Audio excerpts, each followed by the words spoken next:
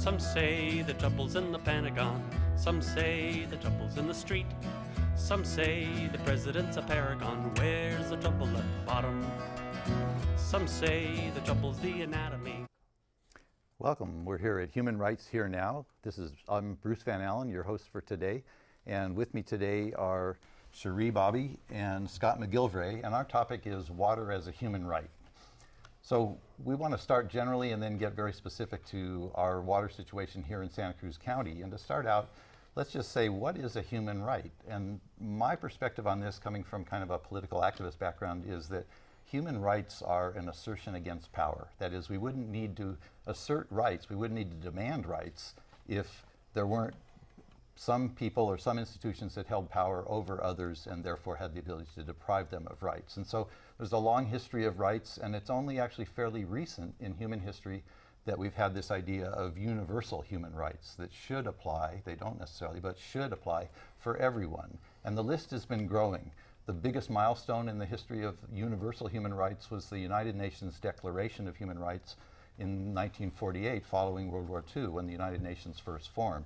And they established some really basic level rights for housing and health and things like that. And more recently, that's been slowly added to, and the idea of human rights is now a compelling political movement and social movement all over the world, although very uneven in its progress. And I think in the United States, we kind of take a lot of rights for granted compared to what people have in some parts of the world. There's still slavery in some parts of the world, and there are other terrifically awful ways that some people and institutions and governments and companies treat other people. And so the assertion of human rights is still very much a live, active thing. And from me, again, as a political activist, rights, as I see it, don't just kind of come along. It's not just sort of progress. And in fact, if we watch history, we see that sometimes history goes backwards as far as the idea of things getting better. Things sometimes get worse. And some would argue that the current presidential administration is an example of that, but I'm not going to go there today. But one of the things that I see as a political activist is that the rights come about, rights are established or asserted against power because people organize and push for them. And that comes through education, it comes through people recognizing that if they work together, they can make a difference in the world. One of the most interesting things to me that ties with the idea of water as a human right is water is a product of our natural systems on Earth. And there are people today asserting animal rights. And I would say that we have a further part of the terrain to go here, where we might say that there might be such a thing as an ecosystem that has a right to exist without being messed with, without the human power that we sometimes think that we are allowed to wield over ecosystems. So water ties a lot of these things together. And I have two guests today that have got quite a bit of background in water, especially in Santa Cruz County here. And so we're going to talk about this today. Scott, let me turn this over to you to give a couple initial thoughts you have about water as a human right. Some background. Thank you, Bruce. My name is Scott McGilvray. I'm very interested in water, primarily in Santa Cruz County. I have spent most of my life working with water. I was a landscape contractor for most of my wage-earning life. And when I came to Santa Cruz 15 years ago, one of the things that I brought with me was my awareness of water and how water moves, and became involved about 7 years ago when I found out that the Santa Cruz City Council was wishing to build a desalination plant. And I do not yet understand the need for a desalination plant when we live on the edge of a redwood rainforest. So I've been involved working on other sources of water. When I heard about this panel and water as a human right, I really needed to start sort of from scratch, because I think about it in local situation. So I did do some thinking, and I'll share with you some of my initial thoughts. I think I've heard it said that you can live for 3 minutes without air, 3 days without water, and 30 days without food. And I think that's mostly true. If that's the case, then the vital role of water to humans is clearly established. Another key about water is that it's always in motion. It's falling from the sky, running down streams, heading towards the ocean. It's evaporating from lakes, seas, ponds of water, Plant leaves. back into the sky. It's always on a journey, and human use of water is simply interrupting the natural flows and borrowing it for a while and putting it through our systems and then returning it to the hydrologic cycle. The hydrologic cycle is really very important. It showed up very early in Earth's history. It's been around for 4 billion years, largely unchanged.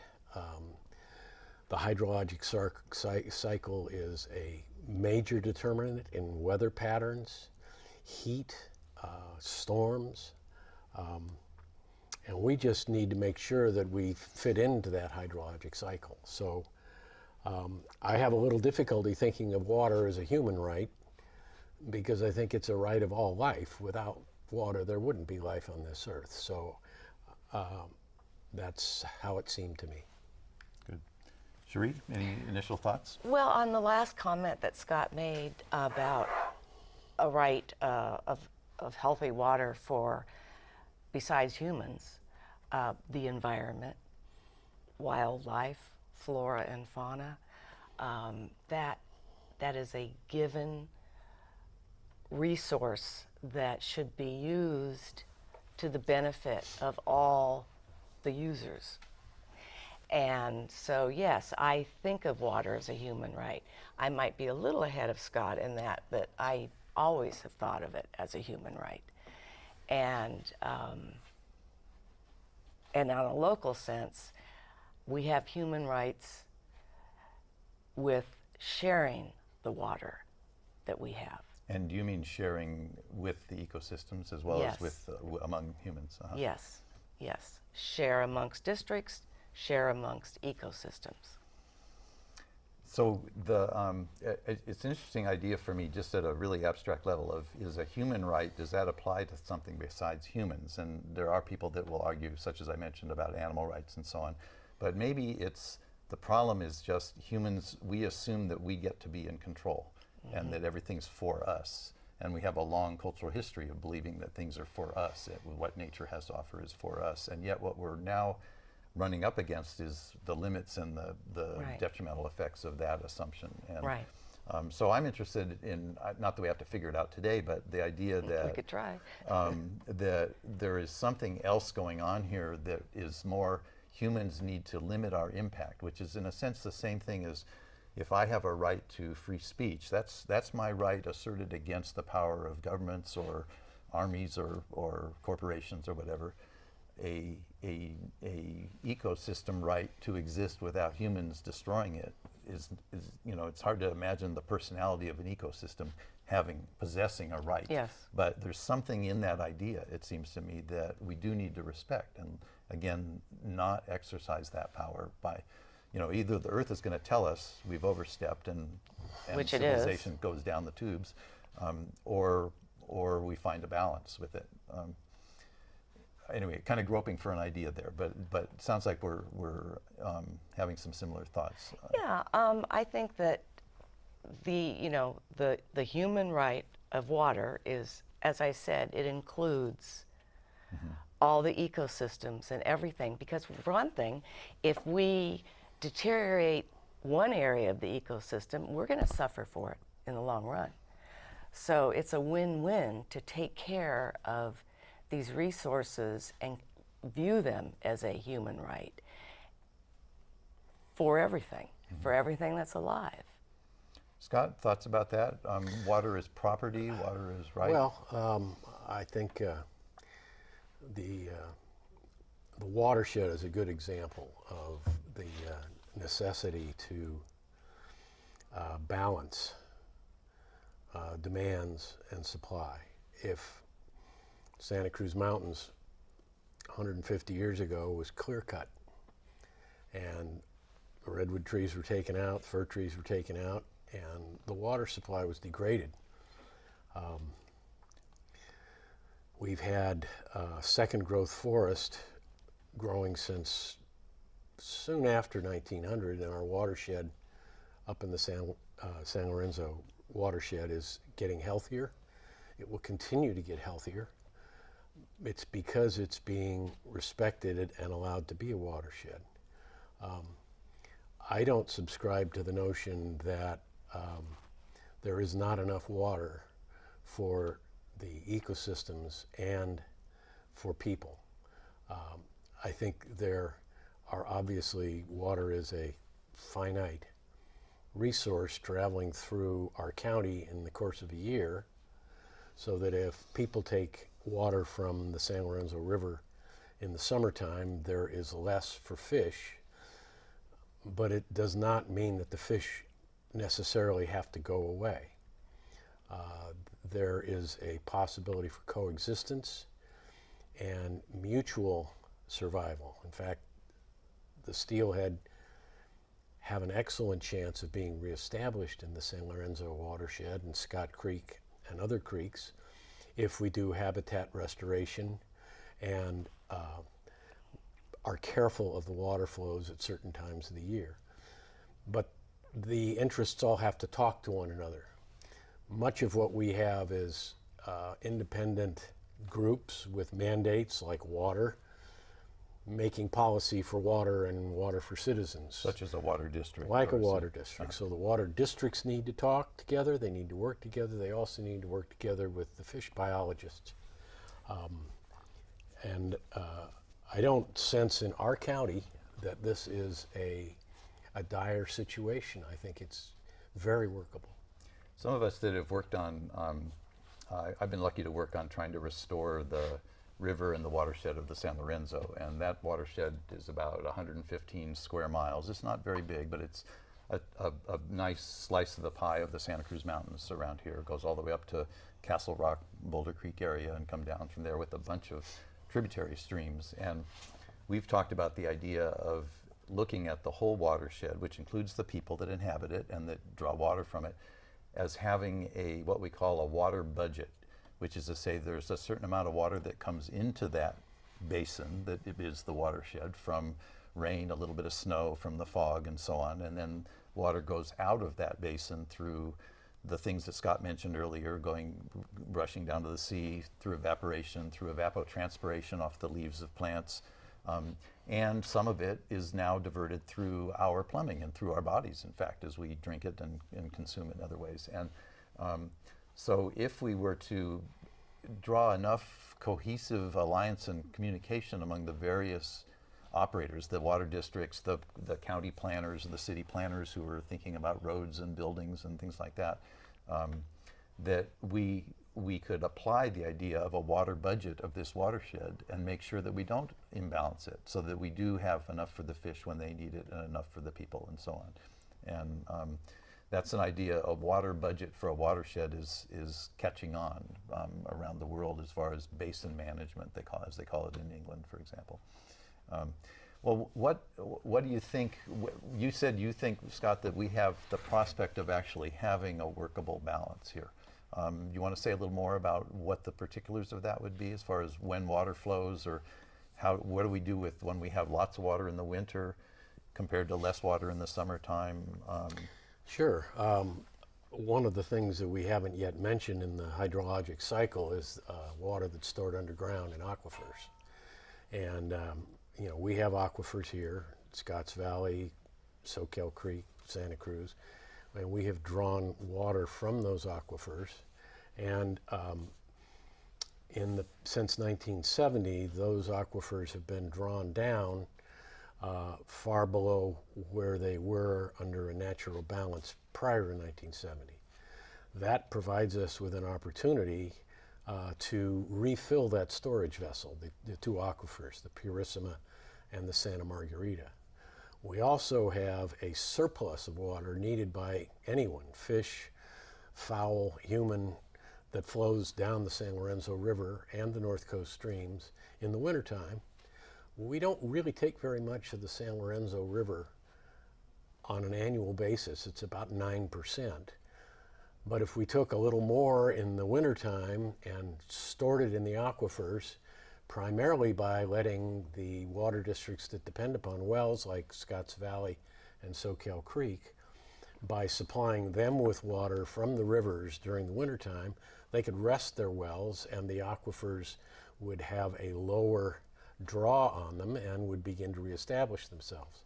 It's a very large quantity of empty storage that remains. So how hard is that to do mechanically, and like in terms of plumbing? That sounds like a great idea, but what's entailed in that? Well, you have to be able to capture the water when it's available. So, for example, the way that we store water for summer use now is to collect water in Loch Lomond. And excuse me, when you say we, you're talking about the city of Santa Cruz. Well, it's also true of the rest of the county, the North County, Scotts Valley, San Lorenzo Valley Water District, and Soquel Creek, because they don't have any other way to store water. At least Santa Cruz has a way to capture water, which is Loch Lomond. They don't share it with anyone. Santa Cruz does not share it with anyone at the present time, but at least there's a way to accumulate 2.8 billion gallons of water and keep it behind a reservoir at a relatively high elevation.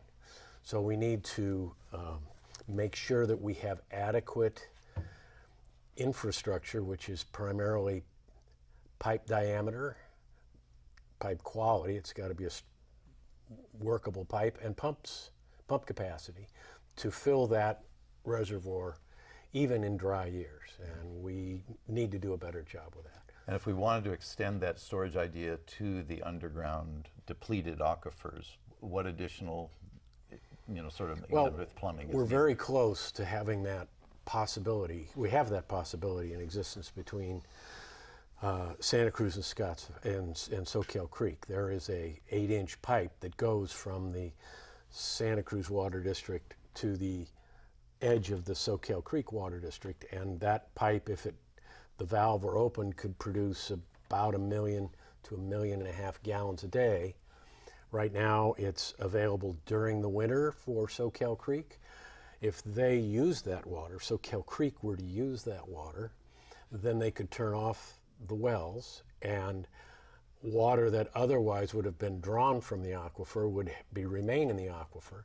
So it requires no active injection, no effort to get it in the ground. You simply leave it in the ground and go to another more amenable source. Use river water in lieu of Use pumping. river water in lieu, and that's it's known as in lieu storage. You get water from somewhere else in lieu of supplying it yourself. From the pumping. And we can do this really throughout the North County. The San Lorenzo Valley is interested, Scotts Valley is interested, Soquel Creek is interested, and Santa Cruz has the water and has the need for additional storage. So the pieces of the puzzle, many of them are there, some of them still have to be built. Cherie, you live within the Soquel Creek Water District. I do. And that area they have really tapped their underground aquifers down quite low. And in fact, as I understand, it's so low that now pressure from the ocean is pushing salty water into some of those underground aquifers. We have salt water intrusion already occurring in the southernmost wells. And the way to prevent saltwater intrusion is to have fresh water pushing it back. By refilling the aquifer. By refilling the aquifer. And that's why this makes so much sense, is to try to refill these aquifers.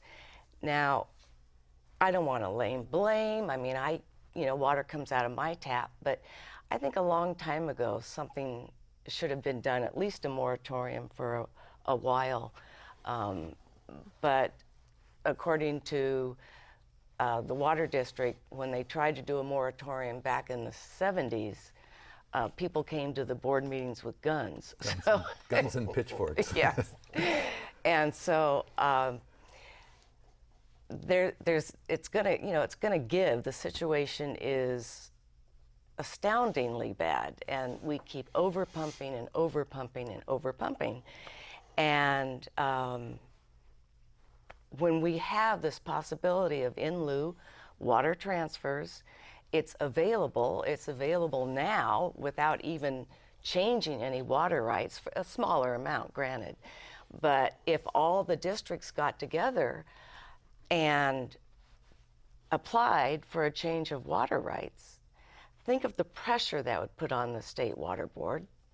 We've gone through a 5-year drought. The State Water Board is not inclined to be overly regulating at this point when people are trying to come together and help each other out. And so I do not think that the process of applying for water rights would be just as difficult as it was 10 years ago. I think it would be far easier, and most of the water experts I've talked to agree. So now this is water rights, that's that word rights again. Yes. A little different from what Yes, the context it's we true. started with, which is water as a human right. But water rights is very complicated legally and sort of even geologically, because there are different types of water rights that evolved over history, particularly in California. Yes. You know, somebody that put their house next to a stream 150 years ago has riparian water rights, where they're allowed to just have a pipe into that stream and they can take out of it, and if they've been doing it for 150 years, they get to continue. And they can take out as much as they want. Yeah, and then there are other types of water rights that are established by water districts that are allowed to have the rights to the water in a certain area. And it sounds like what you're talking about is what I understand to be the limitation on the rights that the city of Santa Cruz has for river water, that currently it's not allowed to transfer river water to outside of its own district, which includes the city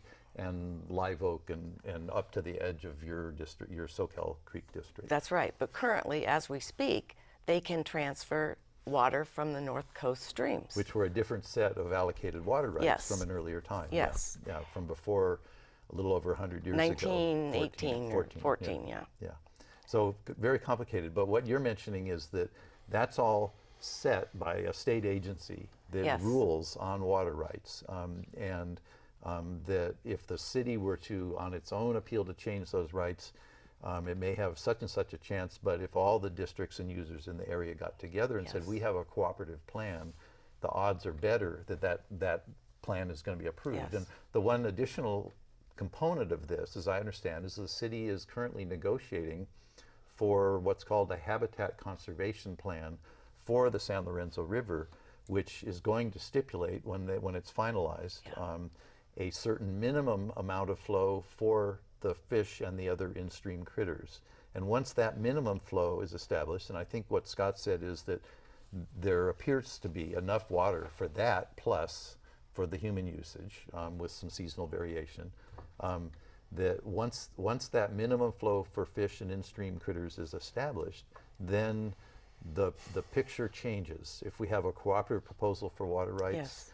from the districts around here and the fish rights established, then it appears from what everybody says, that it'll be fairly high probability that those revised water rights to allow the inter-district sharing will be approved. Yes, and it's so environmentally sound. You know, it's not like getting a right to build a desal plant or a recycle plant. This is us using the resources we have in a natural way. Yeah. Scott, what's your perspective on this question?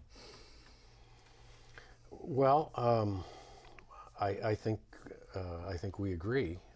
The water is here. The storage is here. We have to get some humans to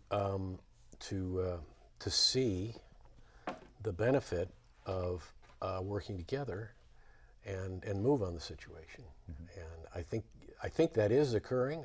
I don't want to create the impression that it isn't.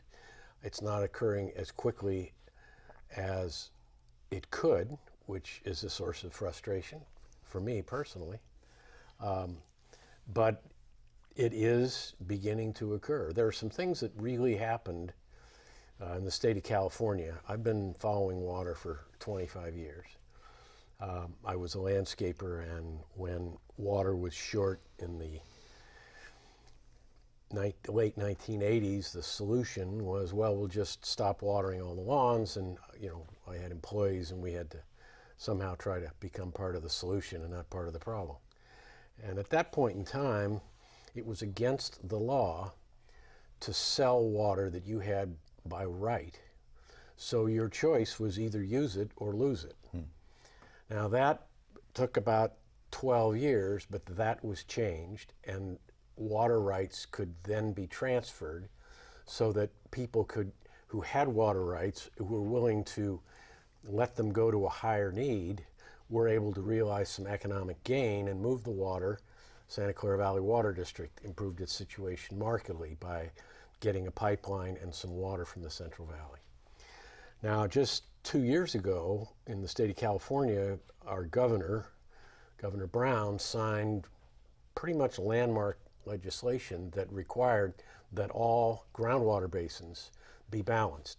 It's a 30-year from now or 20-year from now requirement, but it established the fact that they have to be balanced. It's going to require people to now report how much water they take out, even though it's a private well, and to come up with a plan by 2020 that will make some sense about keeping the water basin balanced, and then they have until about 2030 to implement the plan.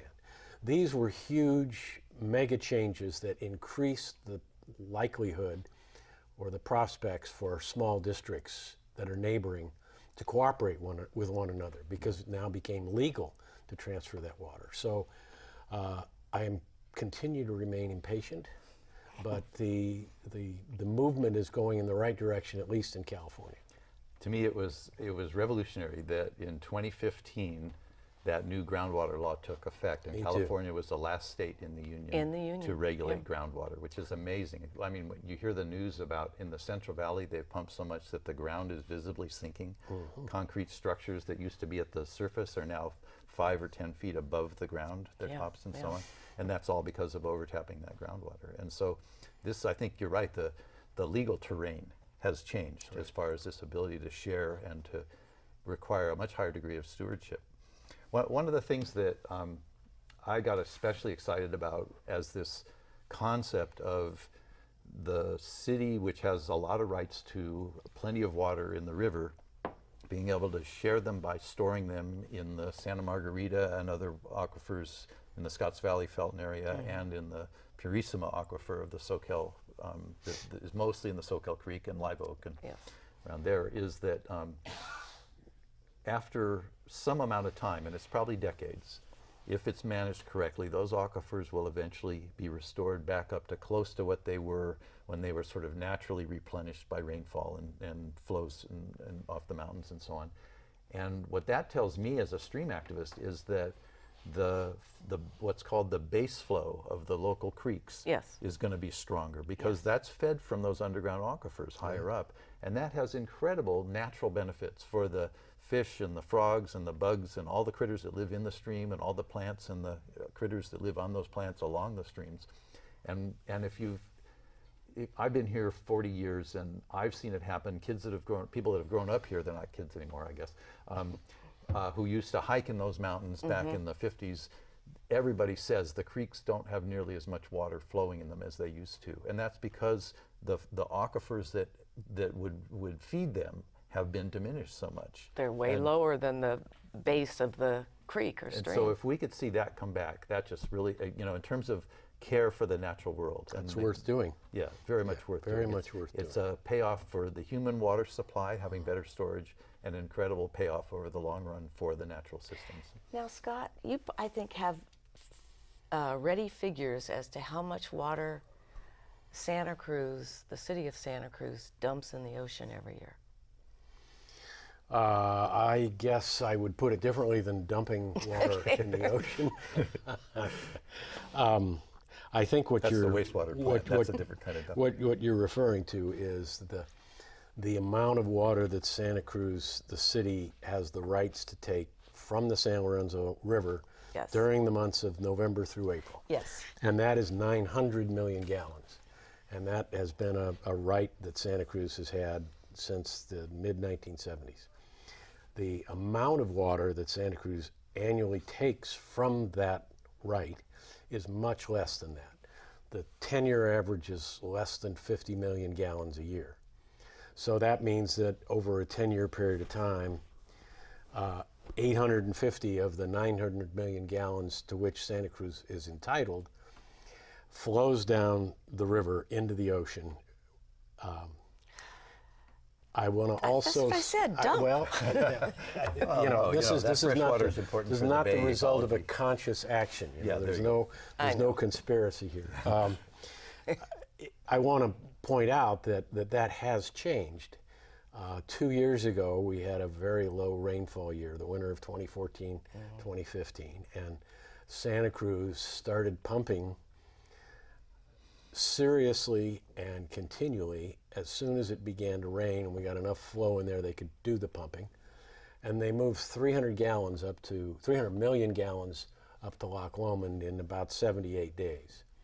Now, our pipeline could only carry 3 million gallons a day. We have the rights to 13 million gallons a day.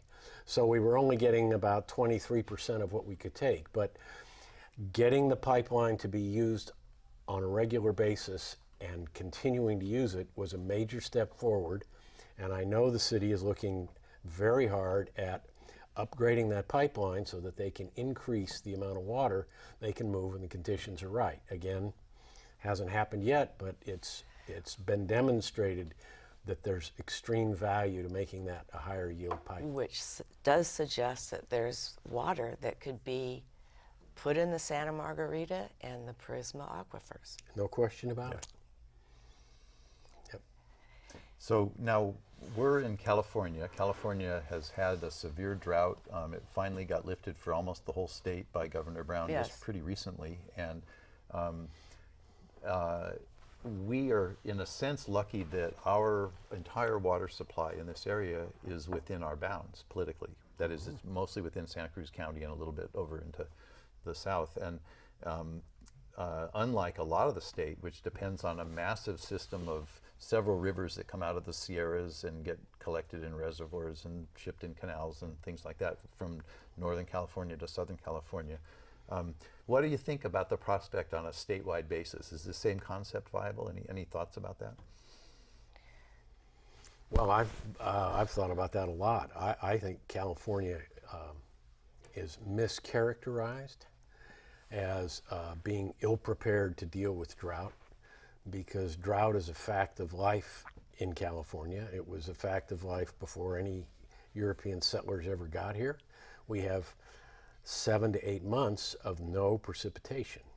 So the entire state, all the elk, all the fish, all the birds, the Indians, and then when settlers came from the East Coast, have had to find a way to get through that long dry period.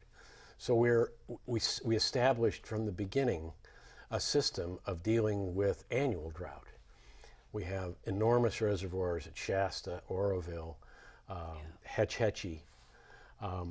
We have a vast aquifer underneath the Central Valley. We have misused it, we have over pumped it, but we have water to sustain ourselves if we choose to manage it better, particularly agriculture. Agriculture, there's a term called developed water, which is the water that comes down the streams and is put to human use. Some of that goes to urban areas, some of it goes to agriculture. 80% of that water goes to agriculture, and much of the irrigation is still overhead impact sprinklers at 4 o'clock in the afternoon with 40-mile-an-hour winds. Conversion to drip irrigation and micro irrigation would have vast efficiencies. I've seen that same scenario in Watsonville. That's true. You know, overhead watering at 3 p.m. You mentioned drip irrigation. As I understand it, in parts of the Middle East, Israel and some other parts there, they have quite productive agriculture, but they wouldn't dream of having open air sprinklers. There's no opportunity in to the do middle that. of the hot No. day. They've pioneered a lot of hydroponics. Israel is the worldwide mother of drip irrigation, Yeah. the source of the whole thing. So we have a lot we don't even have to invent it. We just have to apply it as far as Well, we need to put economic incentives in place. You know, when we pay $2 a unit for water, we're paying $800 an acre foot for water. A farmer gets that same amount of water for $15. So where's the economic incentive for him to convert to a more efficient form of irrigation? Economic incentives are wonderful because they don't require policing. They don't require reports to the government. They sort of fuel themselves. So those are the things that could be done with agriculture. Give them credits for doing it. That would stimulate major improvements in the California water balance. In Santa Cruz, we're okay. We are actually one of the only ones in the state that is not on the north coast that can provide all of its own water. It's pretty unique. We should be extremely protective and proud of that, because we do not have to have imported water. There was a proposal for the Pajaro Valley agriculture was where they first noticed the saltwater intrusion, Yes. as I understand the history. And they have some pretty severe areas where the saltwater is now well inland of the coast. And they had a proposal about 20 years ago to connect to the statewide system with the pipe over the mountains down there where the Pajaro River comes through the pass into the Pajaro Valley. That was actually to the point of the financing was starting to be arranged, and the state approvals had been put in place, and eventually it collapsed, I think, partly over the cost, but also there was an increasing recognition that tied us in a kind of interdependence with that state system that might turn into a liability, and so the idea was dropped, and the idea of self-sufficiency, self-reliance became a stronger idea in the Pajaro Valley. I'm not sure that idea is 100% dead, but I think now, because of their efforts to cope, they're using some treated recycled wastewater in parts of Pajaro Valley now, and they're regulating their wells to a greater degree, which again brought out the pitchforks.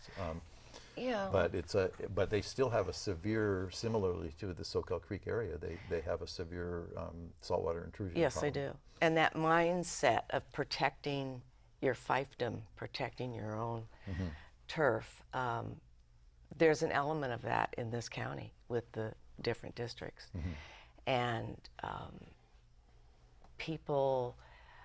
I encourage people to become involved in this, because in my opinion, other than what's going on politically, there's nothing more important for us to learn about and become involved in than water for, as we've all mentioned, everything that lives here.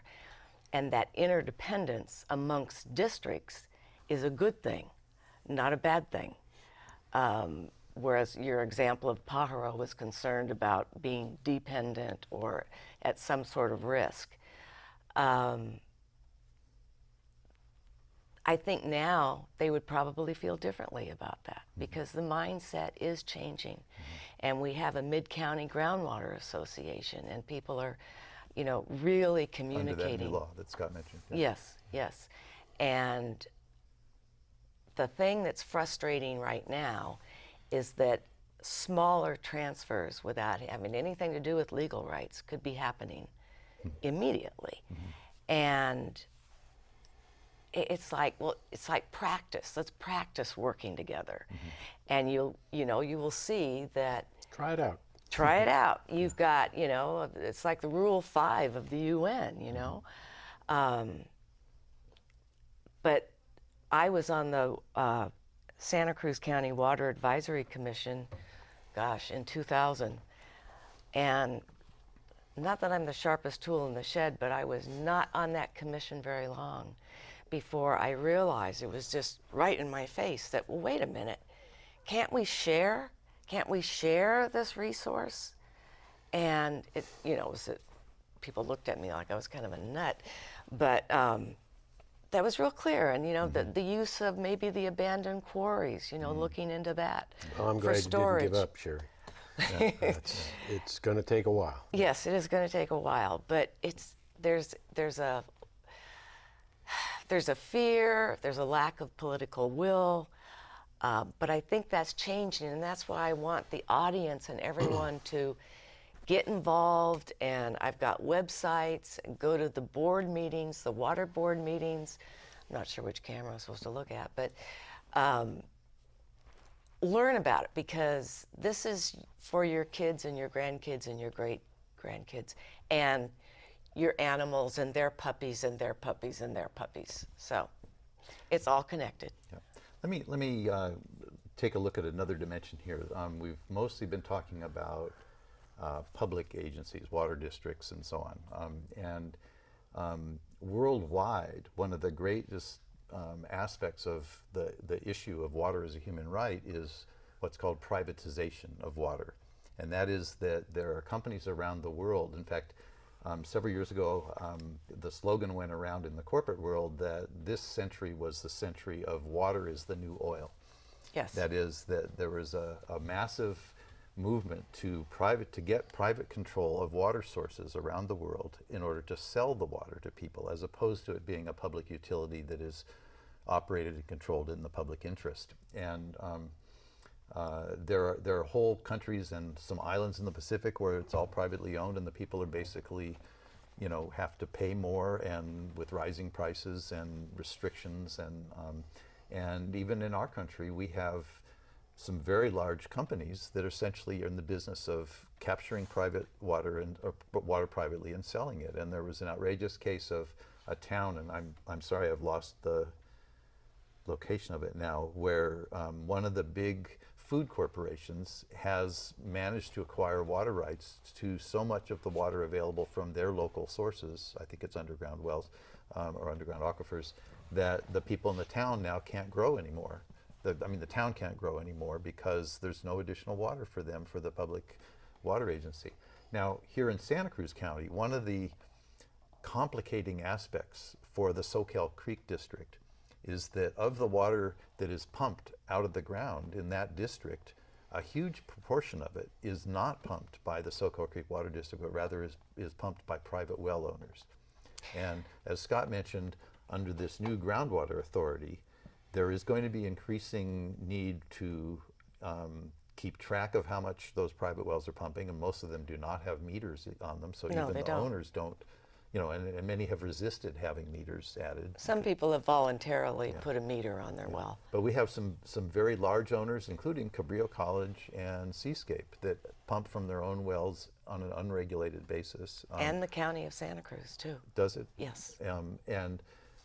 So the whole idea of the water as a human right, water as a public good, is, even here on our home turf, is somewhat, there is an alternative view that has a different interest, which is namely there are people that have private water rights that they are pumping from their ground, and that affects the big picture. That's tapping from the same aquifers. Yes.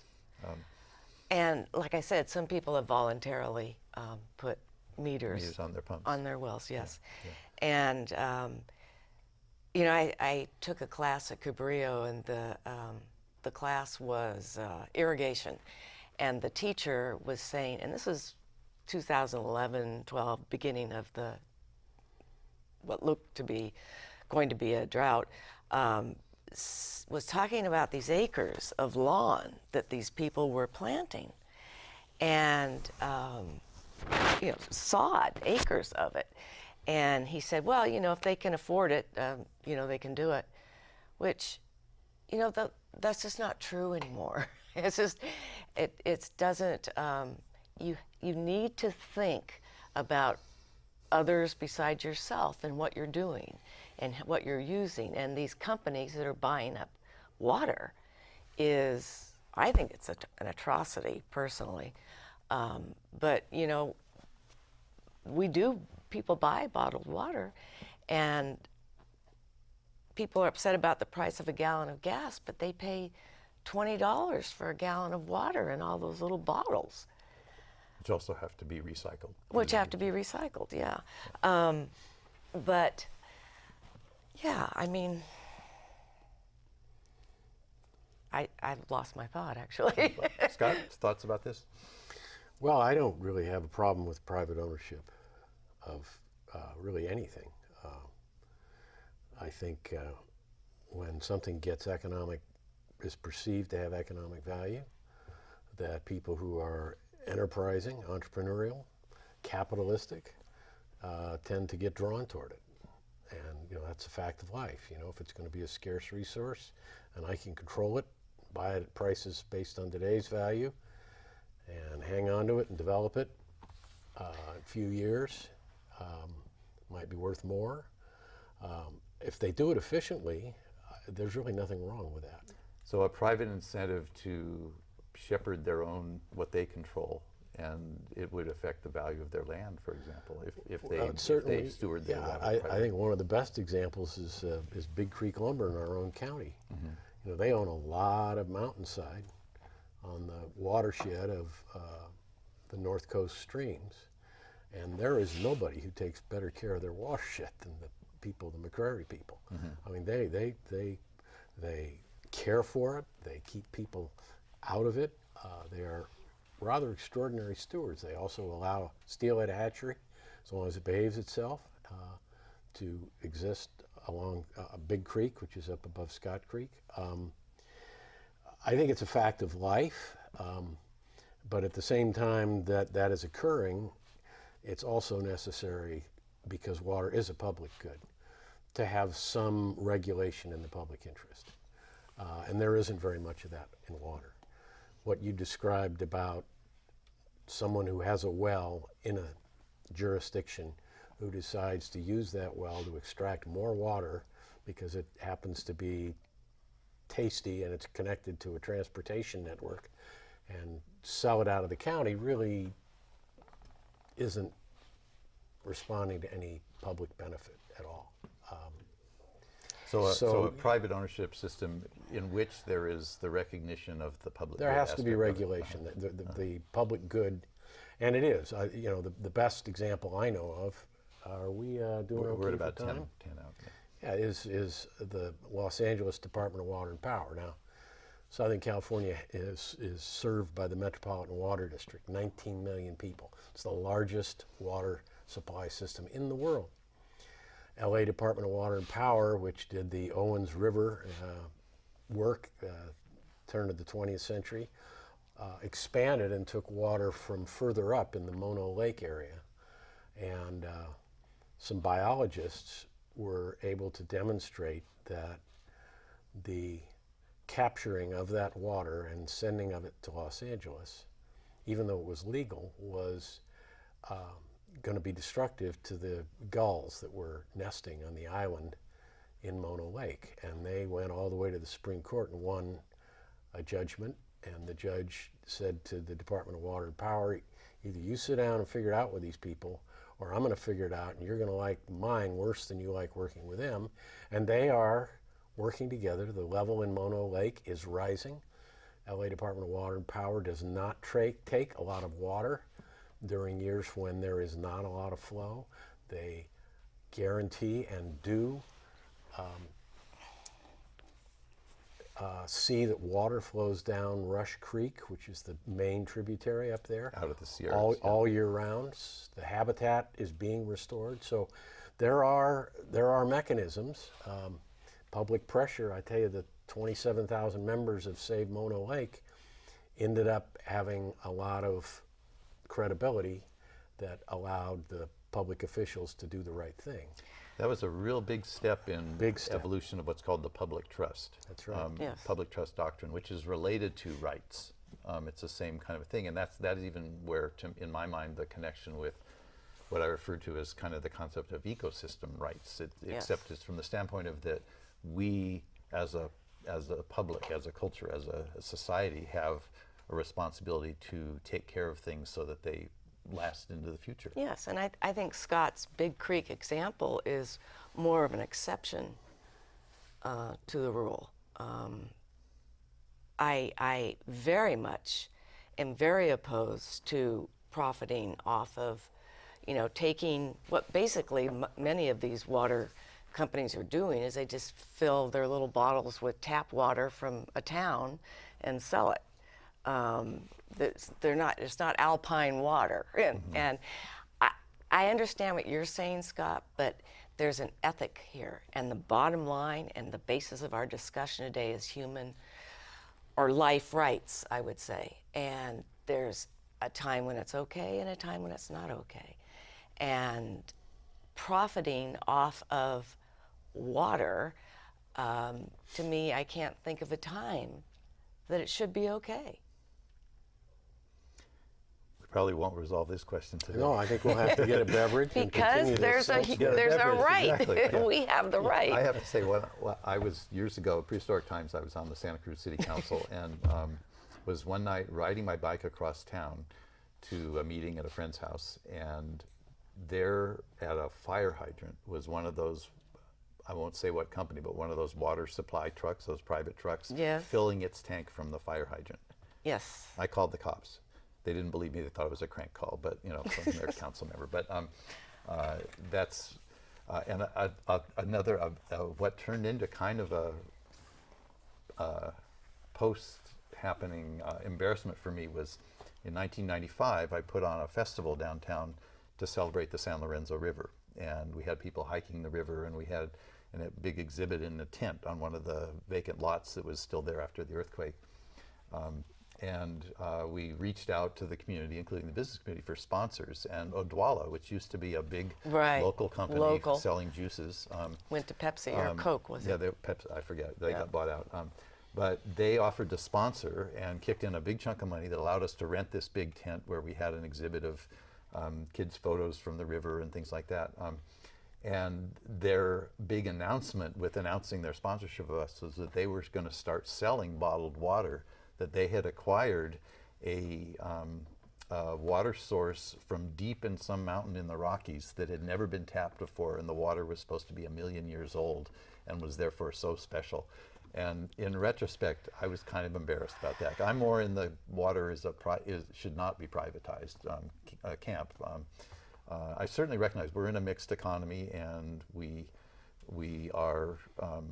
do the way our markets and our economy works is a lot of it is based on private ownership, and to me it's a matter of maybe reducing its negative things as long as this is what we have to live with. So I'm not completely against there being private well owners, for example. I don't like the idea of exporting from one region, just buying the water to sell for a profit to another area. But people using wells are not doing it for a profit. Well, presumably Cabrillo College is using it for a Cabrillo, beneficial right. I use, was thinking of the homeowner well. But yes, Cabrillo and Seascape Golf Course and the County of Santa Cruz are three of the largest users of I have to say, the Prisma. I have trouble with golf courses. They consume so much water. And my vacation my family used to go to the desert all the time in Southern California, and to see the amount of water consumed to keep those green golf courses green was kind of horrifying. It's pretty insane, yes. Yeah. Well, we're getting pretty near the end of our time. Do you have any final thoughts? And you had mentioned some websites. Oh, yes. Folks, we've got some websites for you to find out more. Which camera? Don't worry about it. Okay. Yeah. That one. I have some websites. The first one is our group called Water for Santa Cruz, and it's waterforsantacruz.com. And you will find a lot of information about some of these ideas for transferring water and in lieu, etc. And then another website would be SoCalCreekWater.org. At SoCalCreekWater.org. Then the City of Santa Cruz, their website is cityofsantacruz.com/departments/water. And then for Scotts Valley, it's svwd.org. So this is our water, and the more of you are involved, the more things are going to happen for the good. Thanks. Scott? Thank you. Concluding thoughts or anything you wanted to add? Yeah, I did a little bit of research because I think in the Western world, we do have water for anybody who needs it. I don't think it's a problem. By and large, I'm sure there's some places where people have a difficult time getting water. But there's a very large segment of the world population that does not have either clean drinking water or sanitation. And I think that's important. That's one of the things I got out of getting ready for this. I would offer anybody who would like to know about that. I have some notes on it. I've found some organizations that are NGOs, non-government organizations, who make it their business to go into the undeveloped world and try to, on a small scale, village by village, improve the sanitation and get safe drinking water so that cholera is not rampant. And we don't have time to go into today, but you're welcome to come to the Water for Santa Cruz website. I'll put this Water on Human Rights notes there, and I urge you to continue to investigate it. I'm going to look into it a little bit. I think I can do more than just something in Santa Cruz. I think if 20% of the world population doesn't have clean drinking water, $50 put in the right place in the right hands might make a difference. And so I'm going to continue that because I like water. Good. It's very important as a human right. I'm reminded of the in what are called biblical times, when there's so much mention of drinking wine, and I had an insight into that a while back, which is that once the villages grew into cities with the rise of agriculture, we began fouling our nests with our wastes, and water just from streams or running along often was then polluted by human activity and human waste. And so people back then came up with early ways to treat water, and the two first ones, one was boiling water. And so we get the tea cultures and the coffee cultures, especially the tea cultures of the world, where everybody would drink tea to have safe water. And the other was fermentation, which also could give pure water. And there we get wine and beer. And you get the wine cultures. And in biblical times, the wine wasn't as strong in alcohol as it is now, but it was a source of drinkable, potable water that didn't make you sick from human waste. And that's kind of an interesting picture of our history of treatment of water as civilization has grown. Fouling the nest is a good metaphor. Water's for drinking, or whiskey's for drinking, and water's for fighting. Yeah. So, well, this has been Human Rights Here Now. Thank you, Cherie Bobbe Thank you, and Bruce. Scott McGilvray. This has been a really fascinating Bruce. conversation. And Thank you, This has Scott. been about water for human rights, and I urge everyone to think about this yourself, think about your own use of water, and maybe take part, as Scott has just mentioned, doing in the worldwide struggle for water as a human right. So thank you very much for joining us today. Some say the president's a paragon. Where's the trouble at the bottom? Some say the trouble's the anatomy. Some say the trouble's in the head. Some say the trouble's the psychology. Where's the trouble at the bottom? Trouble, trouble, where's the trouble? Oh mama, where's the trouble? Got a headache, seeing double. Where's the trouble at the bottom? Trouble, trouble, where's the trouble? Oh mama, where's the trouble? Got a headache, seeing double. Where's the trouble at the bottom? Some say the trouble's with the principal. Some say